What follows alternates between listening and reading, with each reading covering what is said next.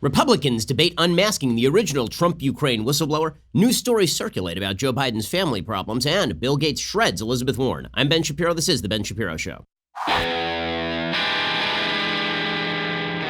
The Ben Shapiro Show is sponsored by ExpressVPN. Your data is your business. Protect it at expressvpn.com/Ben. Also, we're going to get to the news in just 1 second. You may have been noticing that things seem kind of chaotic right now. Nobody knows which direction the economy is going to go. There's a lot of political chaos. There's a lot of foreign policy chaos. What does that mean? It means a lot of people are looking for a safe haven for their investments because the stock market tends to reflect world conditions. When there's a lot of chaos, people move out of sort of a safety and security feeling about the stock market and investments, and instead they start looking at items that don't lose value over time, right? Items that don't experience the same sort of volatility depending on a chaotic market. And that would be things like gold, right? You go to a place that is a safe haven that has never been worth zero. This is where Birch Gold comes in. Gold is sitting at its 5-year high right now. This makes sense because, again, there is a lot of chaos out there. Birch Gold can help you answer all your questions about investing in precious metals and then help you do the investment itself. If you haven't taken the first step of requesting a free information kit on gold, you should do it. It's free. Birch Gold will go to work and make things simple for you. They'll have a conversation with you. You can determine if precious metals make sense to include in your portfolio. Again, makes sense for my portfolio, which is why I'm diversified at least a little bit, and you should be too. I know people at Birch Gold. I've been working with them for years. They are trustworthy. Again, you should diversify that portfolio. Text Ben to 474747 today to see how simple and straightforward this move can be for you. Again, that is Ben to 474747. When you speak to them, be sure to ask what promotions they're currently offering because they do have some good stuff going on. Check out Birch Gold right now. Text Ben to 474747. Okay, we will get to the Impeachment Gate 2019 updates of the day because that is the large majority of the news today. But first, I want to give you a quick update on what's going on tonight. So tonight, I'm speaking at Stanford University, and it should be a lot of fun. I mean, every year I do the campus tour. This year, in this quarter, we haven't announced what's happening in the next semester, but this semester we are speaking at Stanford University, as well as Boston University and Baylor University. And in each one of these universities, we have seen people on the left lose it. Over at Boston University, apparently they have been adorning the flyers for my speech with Hitler mustaches, which is always delightful because, you know, when you take an Orthodox Jew and then label him a Hitler, that's never a bad look at all. And it's what's amazing. I will say it. It is amazing. So many of these social justice warriors on the left, these so-called snowflake types, or the people who are so sensitive that they can't bear to hear an opposing viewpoint. And they're really sensitive because if you say something, it hurts them, right? It's so hurtful. And the hurt, they can't help it. It hurts so much. And they have to stand up and they have to protest, or they have to try and get you canceled. Right? These same people whose sensitivities are just like the all-time high, when it comes to the most blatant violations of civic discourse, they are first and foremost. Now, you can attribute to ignorance, like they don't know anything, because this is particularly true when it comes to stereotypes about Jews. They don't know anything and they don't care anything about that because Jews are not an intersectional hierarchy group. For people who don't understand intersectionality, the original concept of intersectionality, as thrown out there by Kimberly Crenshaw, this professor, made at least a little bit of sense. Her argument was that there are different ways people can be discriminated against. And if you check the box in a couple of different categories, then you may be discriminated against in more than one way. So for example, if you're a woman, maybe you get discriminated in one way. And if you're a black woman, maybe you get discriminated against in another way because you're discriminated against by virtue of being both black and a woman. Now, maybe that's true, right? That argument is at least plausible. But what the intersectional left has done is they've taken that argument and then they have decided that there is an intersectional hierarchy, that there are levels of victimhood in American society. And the more levels of victimhood you check, the more we should value your opinion and the more victimized you are by American society. Well, that means that Jews don't rank, right? Because Jews are disproportionately well-educated, Jews are disproportionately wealthy, Jews are disproportionately living in nice areas in the United States. They don't have severe family problems as a general statistical rule, right? And that means that they don't list on the intersectional hierarchy, despite the fact that Jews are per capita the group most likely to be targeted by hate crimes in the United States, for example. But the left doesn't care about that. The left thinks that Jews are not part of the intersectional hierarchy, and that means they don't bother to learn the offensive lingo they shouldn't be using. So the left is supremely sensitive about any language that is used by anyone reasonable, and then they imply that that language is exorbitantly racist, bigoted, sexist, homophobic. Right? So for example, if you say Western civilization, people on the hardcore social justice warrior left will say, what you actually mean by Western civilization, actually, what you mean is you mean white people. And you're like, no, that's not what I mean. If you say Judeo-Christian culture, like, no, it's not. By Judeo-Christian culture, you mean white. People are like, what now? Say what? Right? So their antenna are up. They're up. Everything's a dog whistle for the left, right? When Donald Trump said that this impeachment hearing is a political lynching, they immediately went to, oh, he means like black people. He's comparing himself to black people being lynched in 1921 Tulsa. That's what he means. And it's like, no, he means the same thing that Joe Biden meant when he talked about Bill Clinton being politically lynched in the late 1990s. He meant like, the long history of people in the United States of many different races actually being killed without a proper trial. I mean, that's what Trump meant, but the antennae are up, except when it comes to the Jews. And you can see this in perfect ways with regard to this one group at Stanford. So they're holding what they call the silent rally, which has got to be the most boring rally of all time, right? What do? You just stand there? It's not even a die-in, right? Like, die-in is dramatic. You actually festoon yourselves with makeup or something. A silent rally is, I guess, you just stand there, and then we're all supposed to believe that you've been silenced, even though you have silenced yourself. Like, you can stand there and yell. I'm not stopping you. Enjoy yourself. So they put out a flyer about me. And again, it just shows that the sensitivity is only supposed to run in one direction. Okay, this was their flyer. We are tired of Stanford administration's complicity in putting black, brown, trans, queer, and Muslim students at risk by allowing the Stanford College Republicans to bring Ben Shapiro to campus. So we'll start with this particular point before we get to the insanity of the rest of the flyer. So this is a line that the left likes to use a lot, is that if they hear something they don't like, they've now been put at risk. They've been put at risk. When you come to my speeches, if you've ever been to one of my college speeches, nobody's at risk at any point. People who disagree are allowed to are told that they should go to the front of the line so that they can ask questions. Everything is very respectful. Everything is very civil. And the fact that they think that this is now putting people at risk, that it is incitement. My language is incitement by virtue of the fact that I disagree with it. I've never called for violence against anybody. This is complete insanity. But this is how they try and throw you off campus, is they say that your language is inherently inciting. Why? Because I say that transgenderism, gender dysphoria, gender identity disorder is a mental illness. How is that inciting? I don't believe that people with mental illness should be harmed in any way, God forbid. That's ridiculous. I'm talking about the classification of a disorder. And it's categorized as a disorder in the Diagnostic and Statistical Manual. Okay, in any case, they continue. We do not protest because we are too sensitive to hear opinions we don't like. We protest because we are strong enough to defend ourselves. Well, no, I'm pretty sure it's because you're too sensitive to hear opinions you don't like. Because it's not just that you're protesting, it's also that you say that Stanford is complicit in putting students at risk because I'm saying stuff, okay? But that's not the best part of it. And then it says, please wear black if possible, which I guess, I'm not sure why. Is it a funeral of some sort? In any case, that's not the worst part of this flyer. So here's the worst and also the best part of this flyer. So this flyer includes a spray bottle, a graphic of a spray bottle that says on it, Ben be gone. Silent rally, Hoover Tower, 6 p.m. And then below that, there's a picture of me and a picture of an ant and a picture of me and a picture of a cockroach and a picture of me and a picture of a potato bug, it looks like. So I am literally portrayed, a Jew, as an insect to be exterminated on their poster. The most sensitive people on earth. They're so sensitive. We dog whistles everywhere. And they're just openly saying stuff. I mean, this is the same it is the same graphic that was being used at like the Rwandan genocide by people who wanted to murder vast swaths of people.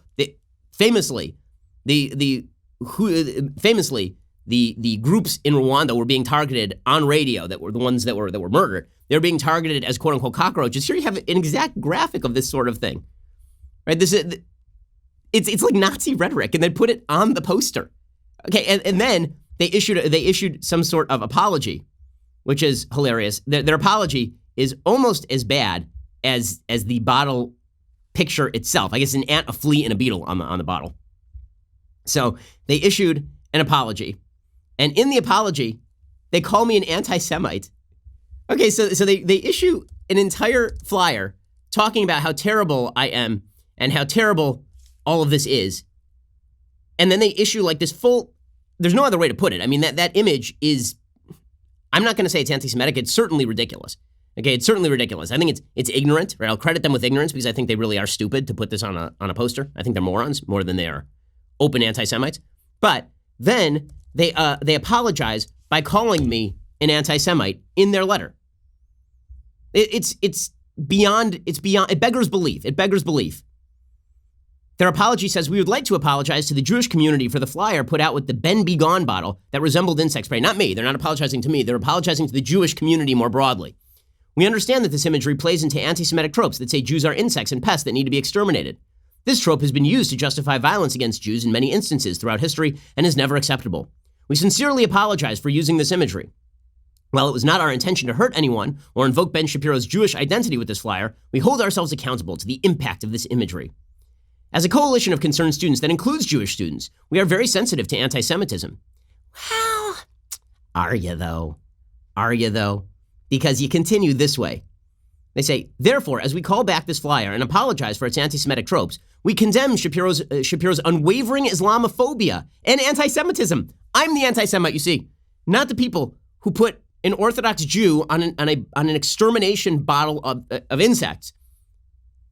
Me, I'm the anti-Semite, the Orthodox Jew who keeps kosher, just spent a month in Israel, keeps Sabbath, sends his kids to Jewish school. Like, I'm the Nailed it, guys. Nailed it. Right on the money.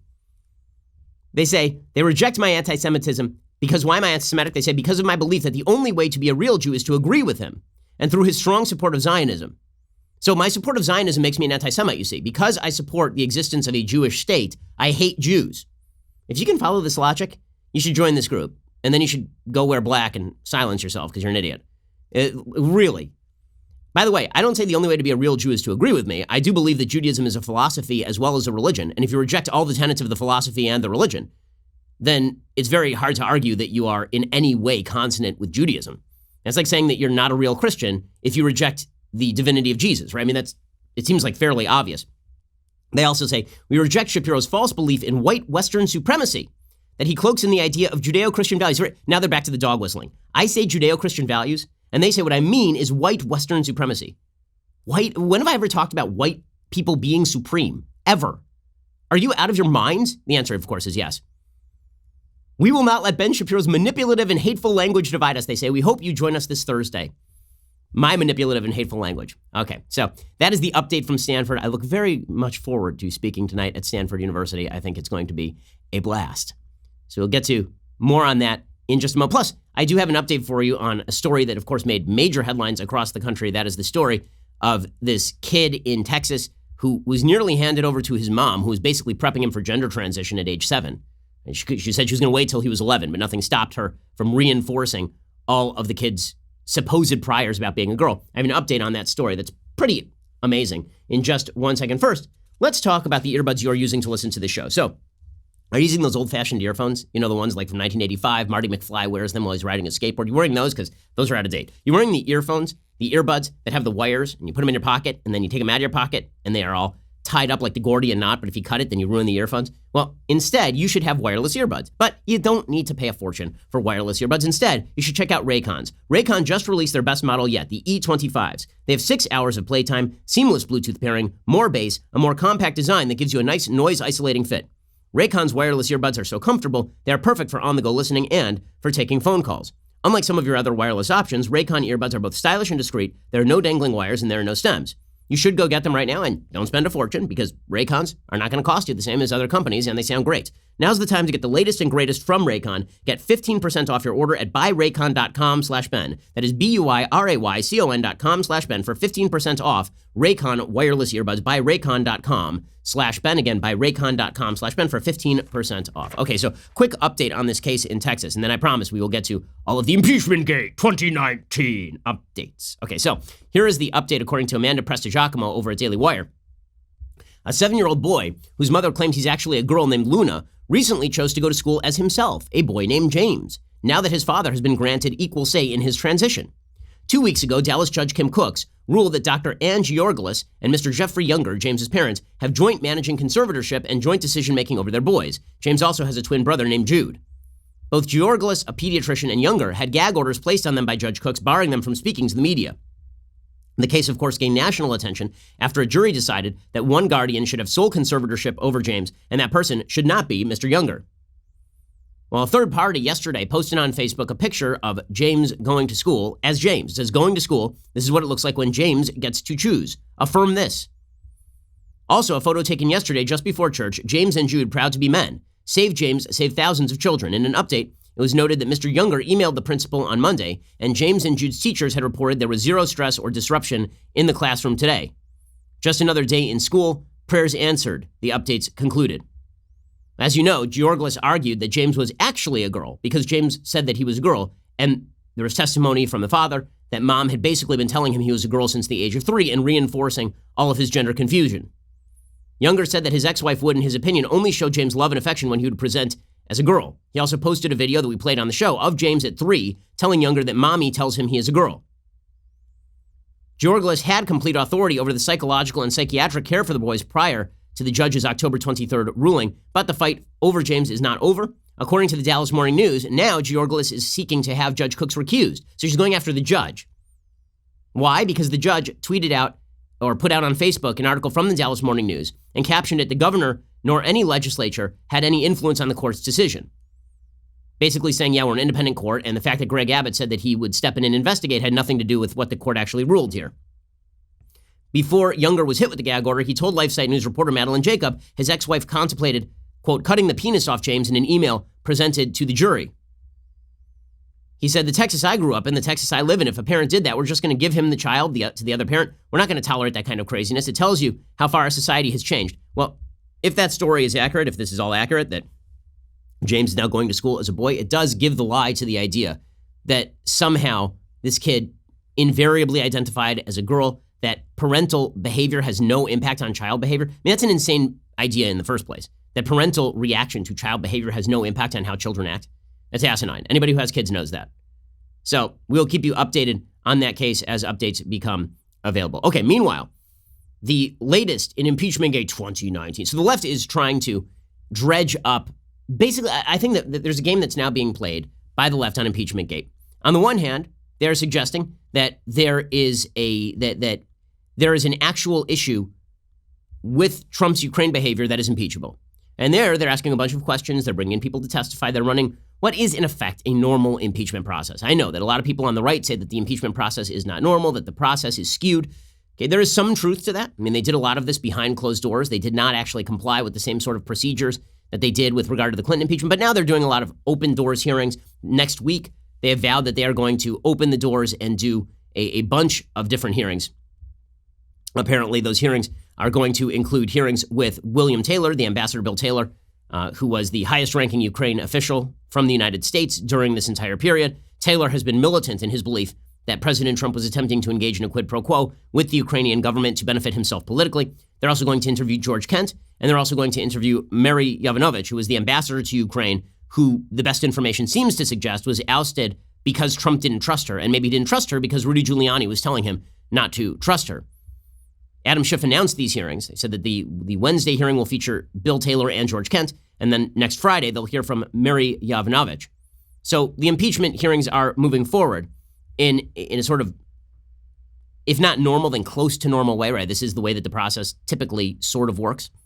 Okay, but then there's another track that Democrats and the media seem to be pushing, and that is trying to get inside Trump's head, right? Trying to trigger him to do something. And frankly, it's a smart, if nefarious, strategy. One of the things that you saw from the second half of the Mueller report is that President Trump is reactive to the media coverage of him. He is extremely reactive to the chaos that he senses around him. So if he feels as though the media are targeting him, he is more likely to fly off the handle, according to the Mueller report, and then he is more likely to say things like, go fire Mueller, and get himself in trouble.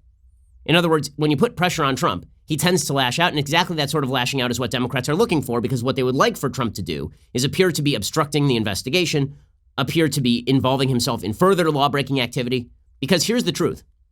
It's going to be very difficult for them to prove that Trump engaged in any sort of law-breaking with regard to his Ukraine activity.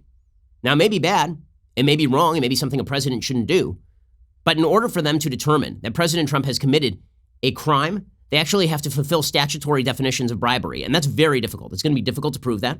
Even folks on the left acknowledge this. Even if they were to come up with a serious abuse of power, what they would basically have to do in that case is they would have to show full intent by Trump to get Joe Biden in advance of the 2020 election, not intent by Trump to target political opponents from 2016 out of ire over 2016, right? One of those has crossover with American interests. We just spent 2.5 years investigating whether Russia interfered with the American election. So if we get to investigate that, why would we not get to investigate whether Ukraine interfered in the 2016 election or to condition Ukrainian aid on their investigation of corruption? I mean, Joe Biden allegedly did just that, and that was totally fine. So in order for Democrats to prove actual wrongdoing here, they have to prove intent. Proving intent with Trump is a tricky business. It's a very difficult thing. This is what the Democrats found out in the second half of the Mueller report. It's why they didn't impeach over the second half of the Mueller report, because basically the second half of the Mueller report said Trump was fulminating about Mueller all the time. He was ordering members of his cabinet to issue letters to other members of his cabinet telling them to do certain things, and then those things were being rejected. And so Democrats could have pushed impeachment, but Trump would have said, listen, I didn't have the requisite intent to shut down the investigation. I didn't shut down the investigation. I had the full power to do so, and I didn't do it. So difficult for you to claim intent. Well, same thing applies here. So instead, Democrats are trying to push Trump to make a mistake now. Okay, not 6 months ago, not 3 months ago, now. They're trying to push Trump to do something now that will lead Trump into an obstruction trap or into a perjury trap or into something that will create an impeachable offense moving forward, because they actually don't have the goods moving backward. And this is why you are seeing the media start to manipulate their coverage to basically elicit a response that will be wild from Trump. That also happens to benefit them electorally, right? I mean, the wilder Trump looks, the worse it's going to be for him in 2020. Right now, whoever is the adult in the room in 2020 is likely to win, because nobody who is center to center right wants to vote for Elizabeth Warren. All Trump has to do is appear to not be crazy, and he will win. All Democrats have to do is appear not to be crazy, and they will win. And right now, both are failing. So Democrats are attempting, they understand they're not going to make Elizabeth Warren insane. So instead, what they have decided to do is make Trump act crazy. And the story they are using today to do this is this story from Anonymous. So remember, there was a New York Times op-ed writer who wrote anonymously. He's supposed to be a member of the Trump administration. And now that person has written a book. And the book is supposed to be about how Trump is just the worst. The book is called A Warning. Okay, well now, Huffington Post journalist Yashar Ali has reported on Wednesday night that the book claims that Mike Pence, the Vice President of the United States, was fully prepared to go along with the invocation of the 25th Amendment to remove the President of the United States for mental incapacity. Now, there's a lot of talk about this in left-wing circles immediately after Trump's election, that Trump is so crazy he can't be president, the cabinet will oust him on the basis of the 25th Amendment, that he's incompetent and that he has to be put aside. If you know Mike Pence, if you know anything about Mike Pence, the idea that Mike Pence was telling anyone around him that he was ready to get rid of Trump over the 25th Amendment, that is patently ludicrous. It is insane. But the media have been pumping this story anyway, with a serious amount of credulity. Like, this claim does not warrant credulity. In fact, this claim basically undermines the entire credibility of the anonymous person who wrote this particular book. Right, according to Yashar Ali, the much-anticipated book, A Warning, reportedly written by an unnamed senior White House official, claims that high-level White House aides were certain that VP Mike Pence would support the use of the 25th Amendment to have President Donald Trump removed from office because of mental incapacity. The source that provided the excerpts did so on the condition of anonymity. So it's an anonymous source providing stuff from an anonymous book by an anonymous person inside the Trump administration. So now we are now 3 levels of anonymity removed from reality. According to the Huffington Post, according to Anonymous, there was no doubt in the minds of these senior officials that Pence would support invoking the 25th Amendment if the majority of the cabinet signed off on it. The discussions about invoking the 25th Amendment took place, according to the book, soon after FBI Director James Comey was fired by the president. Katie Waldman, the press secretary for Pence, responded to the news report by tweeting, "Fake news." A top Trump ally in the White House responded to the report, told the Daily Wire, "Whoever Anonymous is, assuming this is actually in the book, has exposed themselves as a complete fraud. Anyone who knows the VP knows he would never tolerate such talk, and any such person would be immediately shown the door." Mark Lauder, the Trump 2020 Director of Strategic Communications, responded to the story, writing on Twitter, "This is the dumbest thing I've ever read. I served as Vice President's press secretary at the time. Anyone who gives this nonsense any credibility does not know Mike Pence." By the way, even leftist journalists and center journalists were saying, like, this is crap. Jonathan Swan of Axios says, anybody who covers Pence knows this is an absurd claim. Well, Jonathan's a good reporter, and that is 100% true. Washington Post White House reporter Josh Dowsey also agreed, said, what Mr. Swan said. Obviously, that's true. But the goal of these sorts of stories is not, of course, to illuminate the situation in the White House. It's to get inside Trump's head. It's to get inside Trump's head. Because the belief is on the left, the more you get inside Trump's head, the more likely he is to be volatile and to do something that will harm him in this whole impeachment saga and in the 2020 election. And listen, I think Trump has reason to be suspicious. I do. I think he has reason to be suspicious of people surrounding him.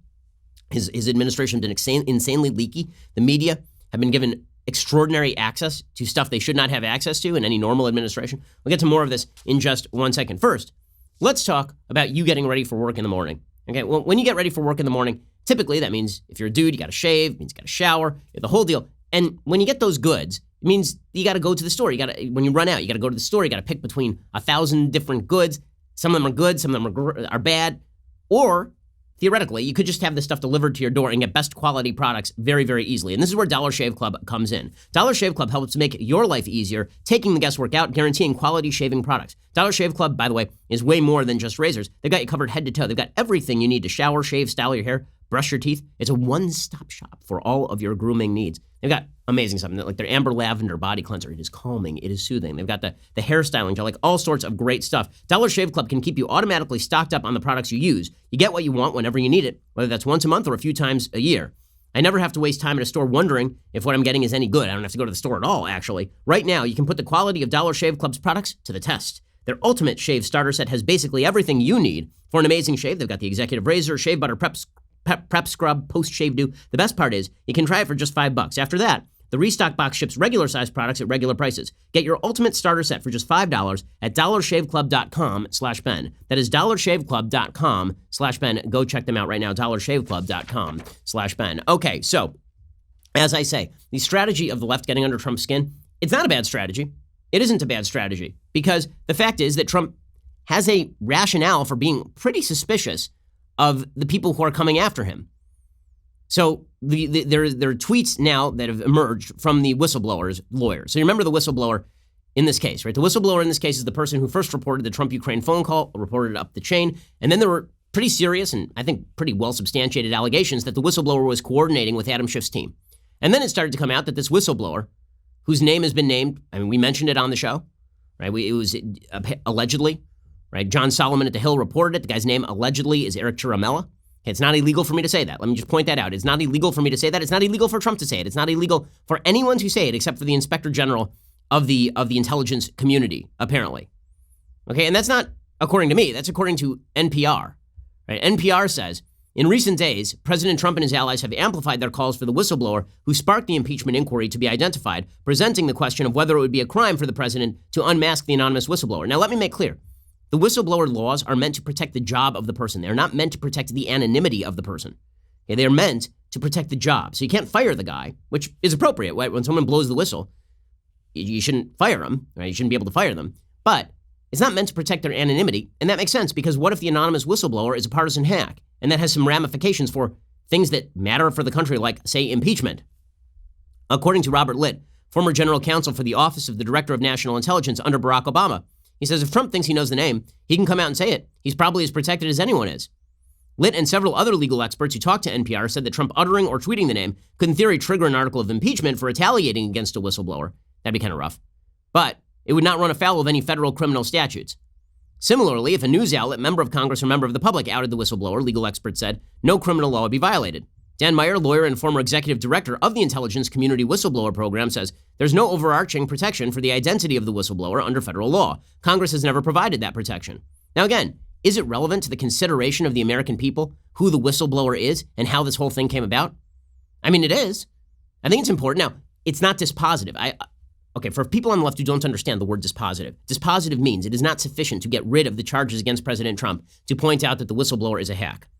And the whistleblower can be a hack and his allegations can be true and troubling. Right? Both of those things can be true. But in calculating for the American public whether this is in fact a good faith attempt to impeach a president on the basis of constitutional violations or whether this is a put-up job by Democrats seizing on a violation by President Trump allegedly of the Constitution or official duty, you got to know the motive. It's funny to me to watch the media pretend that motivation of the people behind this thing doesn't matter when they ran along with the motivations of the people behind impeachment are bad for literally years during the Clinton impeachment stuff. And I'm old enough to remember when James Carville was saying about Paula Jones that if you drag a $100 bill through a trailer park, you'll come up with people like Paula Jones. James Carville worked for the president at the time. Was that maligning accusers? And I'm old enough to remember when Hillary Clinton went on national television and accused Kenneth Starr of being part of a vast right-wing conspiracy, and Linda Tripp and everybody else, vast right-wing conspiracy.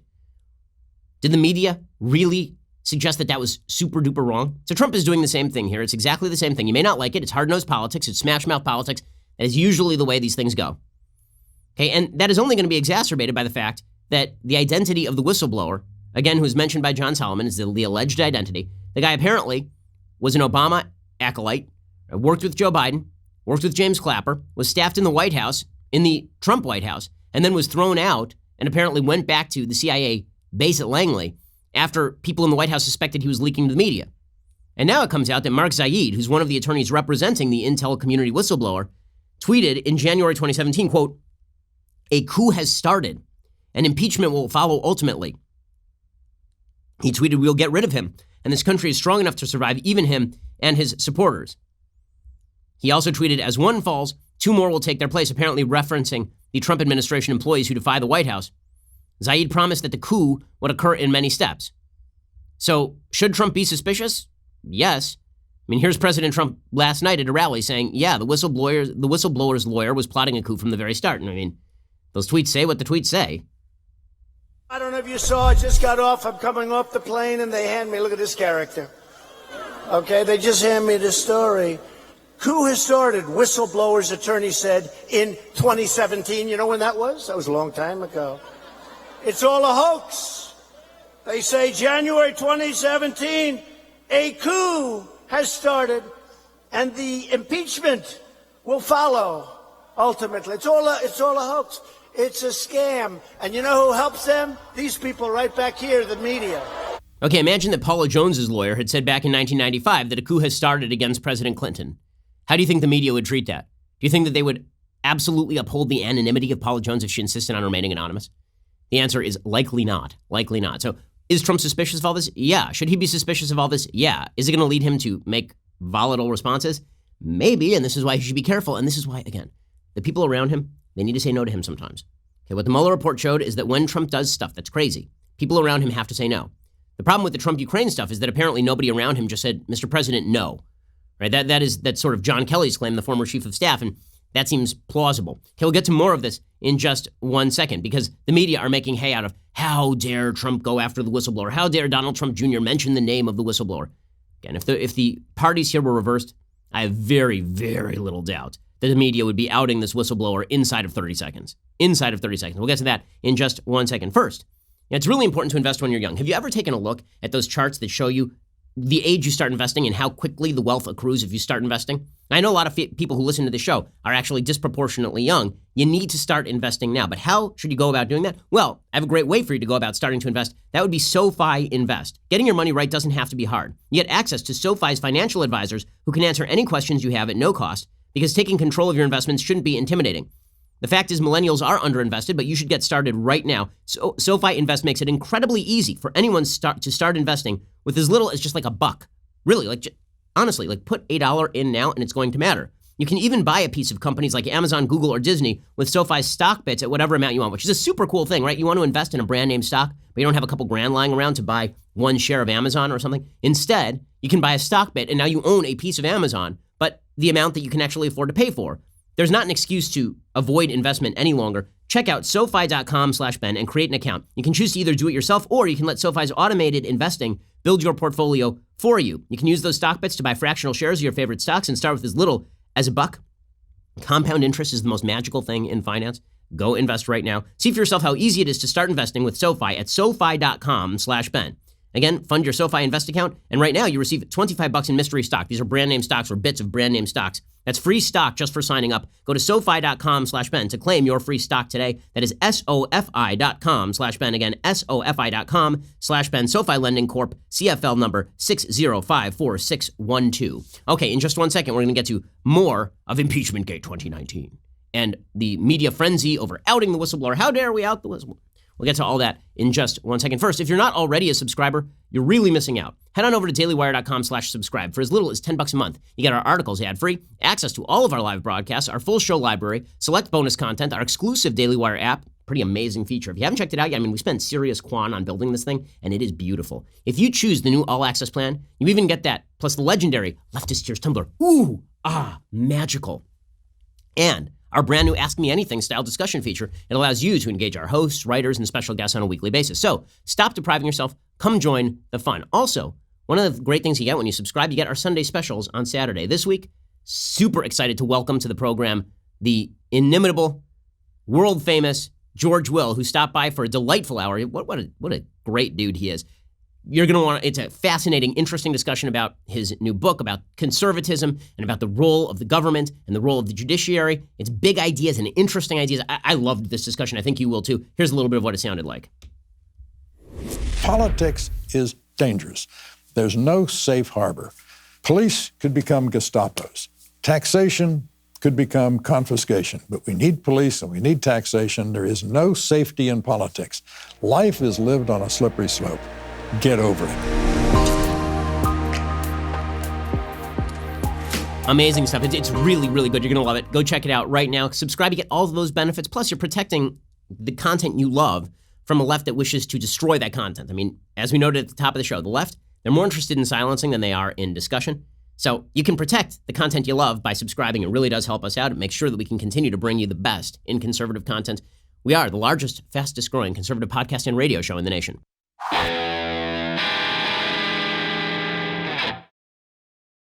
Alrighty, so let me just note for the record, when I talk about the press and their unwillingness to out whistleblowers, like their standards, and practices, we are not going to mention the name of this whistleblower. Let me tell you a story. This is the story of a CBS News staffer who was just fired. Why was this CBS News staffer just fired? Right? By our illustrious media. Why was this CBS News staffer fired? Well, because it turns out that this CBS News staffer was the source of the video from ABC News of an anchor talking about how the ABC News brass stopped a story on Jeffrey Epstein. Yashar Ali, really good reporter, good dude. Here was his thread on Twitter. You ready for this? Scoop. ABC News execs believe they know who the former employee is who accessed footage of Amy Robach expressing her frustrations about her shelved Jeffrey Epstein story.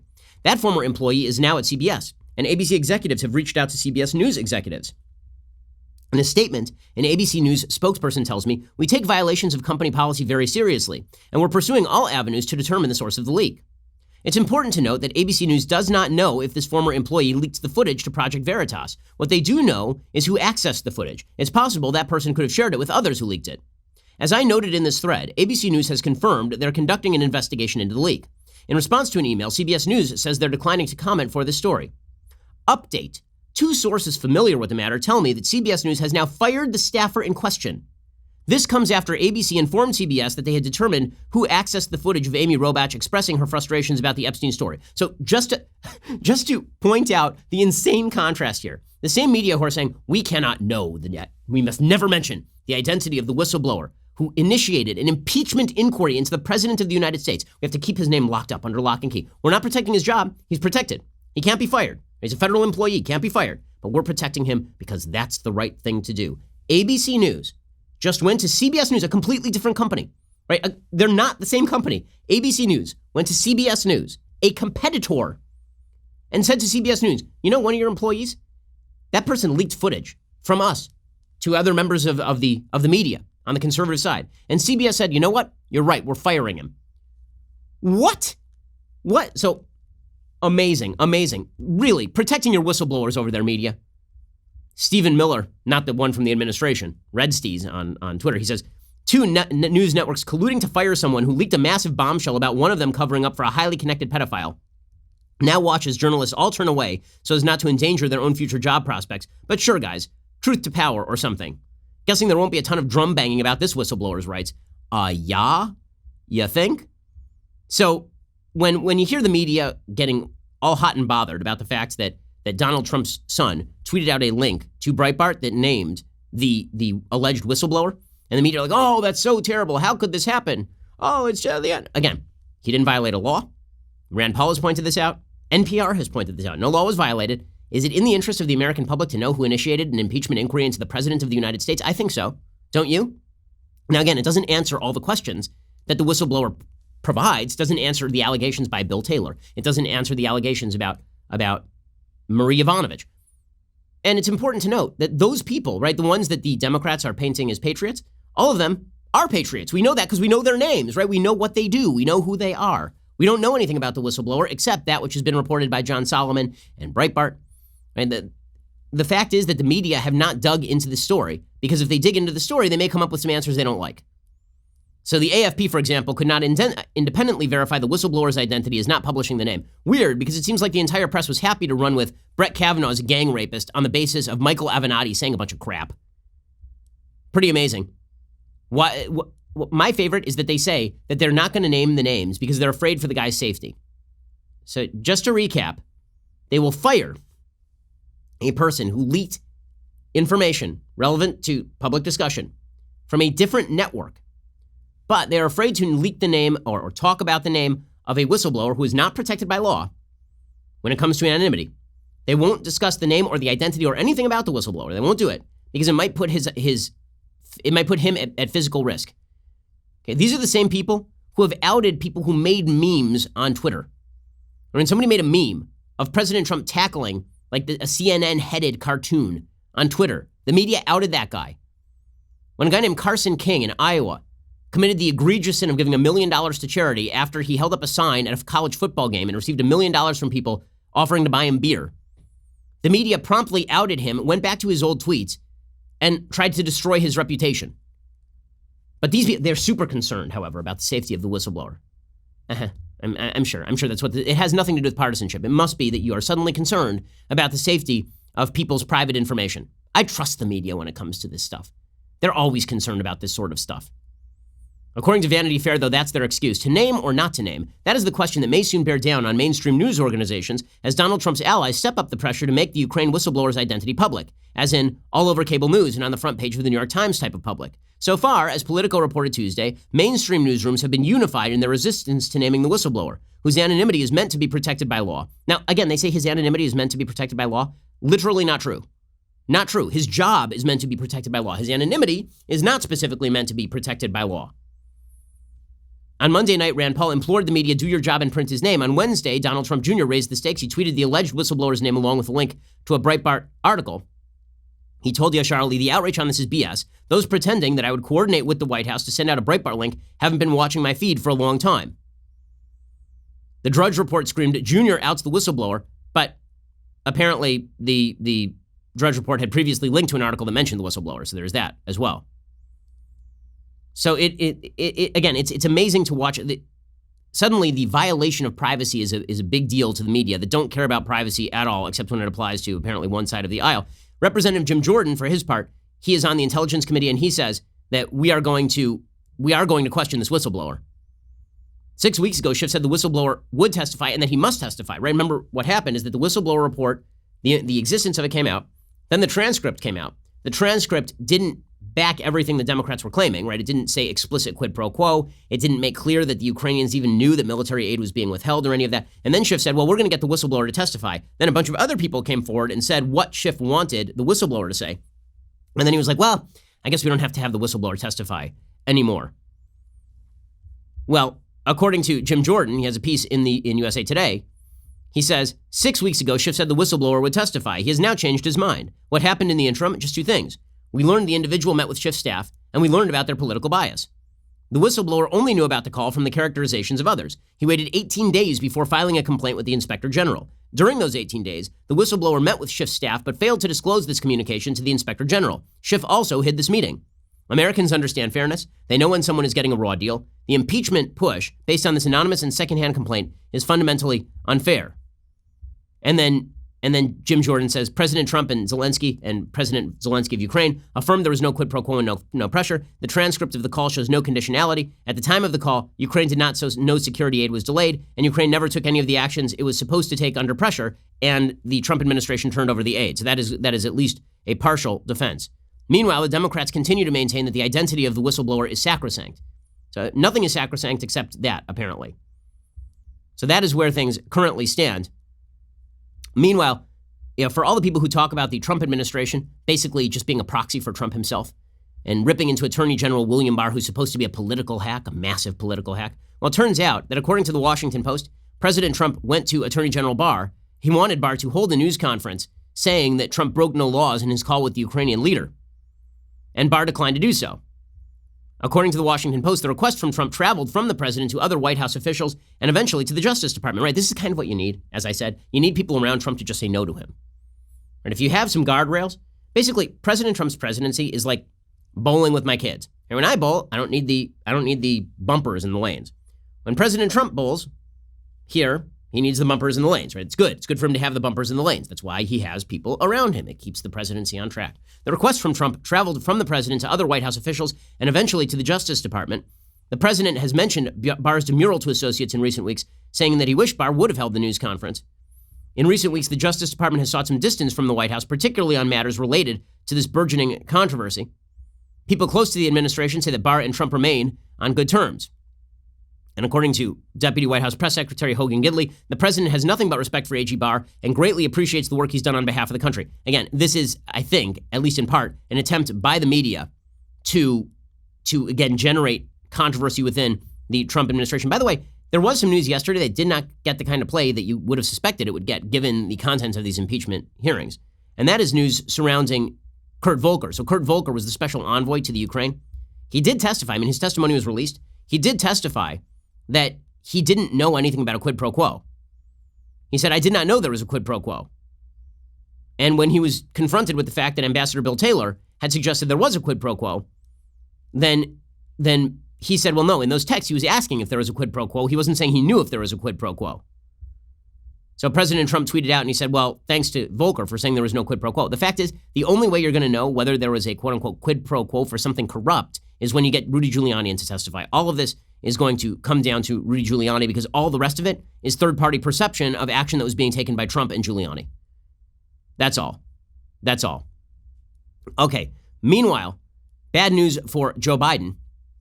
There's another piece in Politico today. For a guy who's supposedly non-shady, he does a lot of shady things for his family. According to Politico.com, in 2013, an oil heiress hired a Florida state senator to lobby the federal government on behalf of a pet cause, banning the slaughter of horses for meat. The lawmaker, Joe Abruzzo, was a close associate of Frank Biden, the younger brother of then Vice President Joe Biden. At the time, the younger Biden was looking for state funding for his charter school business, and Abruzzo sat on a key appropriations subcommittee in the Florida legislature.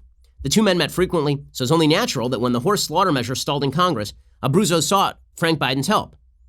As those involved recounted months later in videotaped remarks for an equine welfare conference, the VP quickly went to bat, quote, I also turned to Frank and said we may need a little help from the VP and the administration talking to some senators, said Abruzzo.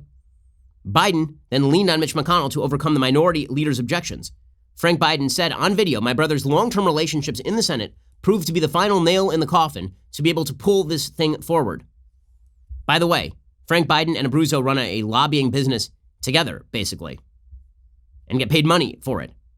In fact, after Frank Biden and Abruzzo teamed up on the horse measure, after Abruzzo received nearly $900,000 in lobbying fees from his wealthy client, the pair teamed up again to lead the government relations division of a law firm in Florida, where they've been pushing a high-profile class action lawsuit. So does it raise questions that Joe Biden's family was doing business in Ukraine, particularly because, as we've mentioned over the past couple days, there is now some very solid information that Hunter Biden's firm, that the Burisma firm, had hired public relations specialists to go to the State Department and try to have the State Department relieve pressure on Burisma by using Hunter Biden's name. Right, that report was out there, again, from John Solomon, who's been doing the leading edge on this work.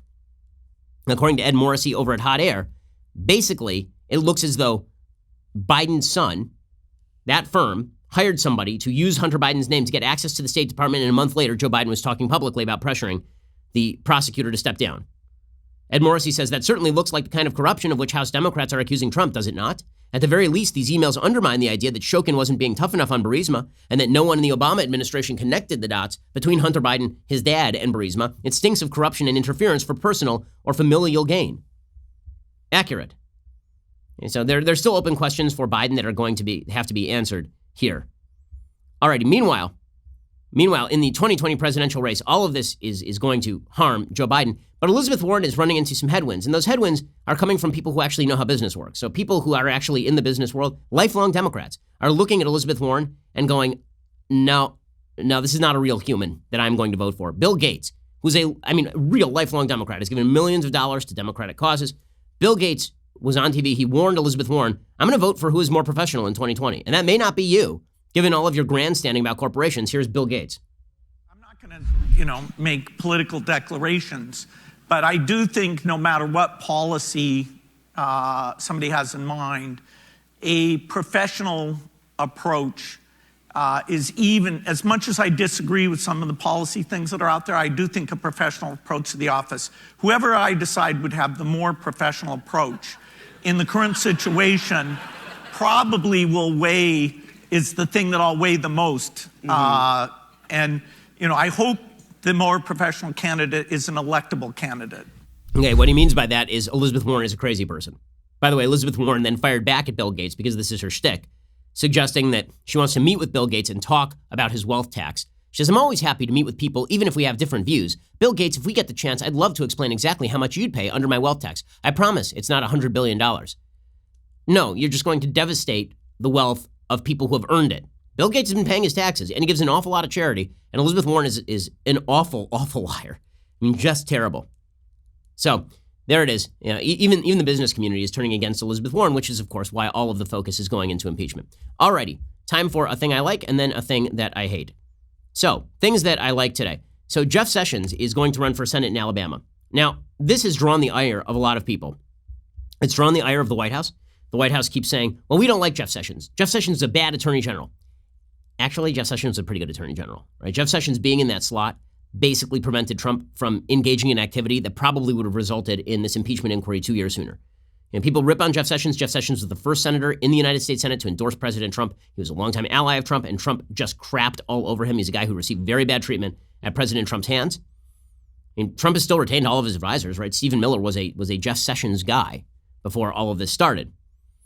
And Sessions is going to announce that he's running for Senate in Alabama. Why am I happy about that? Because the reason that the Alabama Senate seat right now is being held by a Democrat, Doug Jones, is because the Republicans, like idiots, nominated Roy Moore, an alleged creeper going after 14-year-old girls at the food court, allegedly.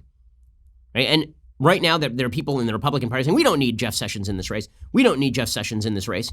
Why? Because it's a crowded field. Representative Bradley Byrne, Republican of Alabama, former Auburn University coach Tommy Tuberville, Secretary of State John Merrill, Stanley Adair, State Representative Arnold Mooney, and Roy Moore. And people are like, well, that's a crowded field. Why do we need one more candidate? That's why you need Sessions in there. Really, if you're a Republican and you want to see that seat be red, the only thing that will prevent that seat from going red, literally the only thing, is if Roy Moore is the nominee. If Roy Moore is the nominee, he is not making it into the Senate. Doug Jones is going to earn himself another term, like a full term, not in a special election. Okay, so what that requires is somebody who can actually consolidate support behind them. The problem with a crowded field is, who is the biggest name in that field? The only two big names in that field are Tommy Tuberville and Roy Moore. Okay, and there's a good shot that Roy Moore is able to consolidate his base to a much stronger extent than anybody else in the field. Sessions was a longtime senator from Alabama. Coming back in and sweeping to victory with 65% of the vote would be a very good thing for the Republican Party. The fact that Trump has personal animus for Sessions should not prevent the Republican Party of Alabama from actually putting a Republican back in the Senate. Apparently, Sessions has yet to speak with Senate Majority Leader Mitch McConnell or Senator Todd Young, the chairman of the Senate GOP campaign arm.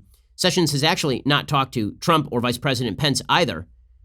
Although the White House has communicated to Sessions' inner circle they would view his candidacy extremely unfavorably. The operative said, the one thing you want in 2020 is to ensure that the Alabama race is not a national news story. If it's a no-drama affair, the outcome isn't in doubt. Yeah, but it will be a drama affair because Roy Moore is going to run again. So what you need is a name who has won before. The operative said Sessions is the favorite in the primary. If Trump decides to embark on a tweet storm, it changes everything. Right, so tell Trump not to do it. Tell Trump not to do it. I'm sorry, but if Trump's personal animus causes Republicans to lose the Alabama Senate seat again, that is unforgivable politically speaking. It's insanity. Insanity. Jeff Sessions should run, and Trump should stop it, and that's the end of that story. Okay, time for a quick thing that I hate. Okay, so Beto O'Rourke is out of the race, but not out of our hearts. I mean, he was never really in our hearts. I mean, Beto O'Rourke's the worst. But Beto O'Rourke, still cruising the land, and he has decided that he is going to be a resistance hero, and he's going to lobby hard for that commentary spot on MSNBC, which he's been aiming for. That Saturday morning slot is wide open for a Beto comeback, brah. Well, Beto is now going around saying that the American flag is too negative to display. By the way, if this Beto O'Rourke had run in Texas against Ted Cruz, he gets shellacked.